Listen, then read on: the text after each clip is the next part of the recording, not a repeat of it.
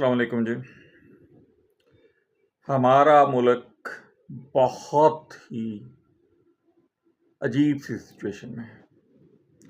इंसाफ के बारे में तो ये मशहूर है कि सब कुछ ख़त्म हो जाए लेकिन उस मुल्क में इंसाफ हो तो वो तरक्की करता है, ये कर लेगा।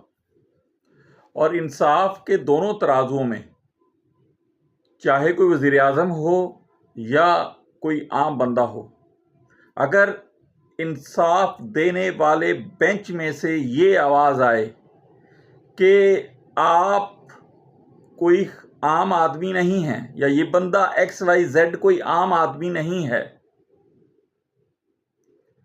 तो खुद सोचें कि हमारी अदलिया कहाँ खड़ी है।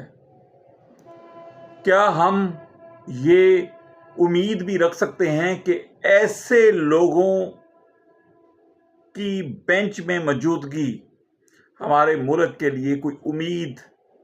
आप जो भी फैसला करें, लेकिन आप ये रिमार्क्स कैसे दे सकते हैं? आप एक पलड़े को ऊपर कैसे कर सकते हैं अपने रिमार्क्स के जरिए से?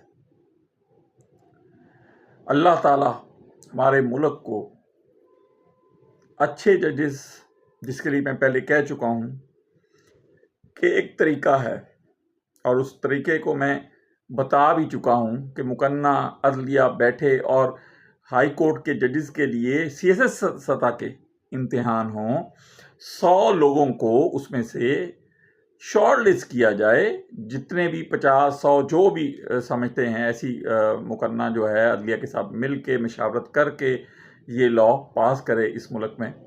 और उन 50 या 100 में से चीफ जस्टिस साहिबान अपनी कमेटियों और ऊपर जुडिशल कमीशन जो है ना, उसको ले ले जो भी लेना है। लेकिन ये जो तरीका अभी इस मुल्क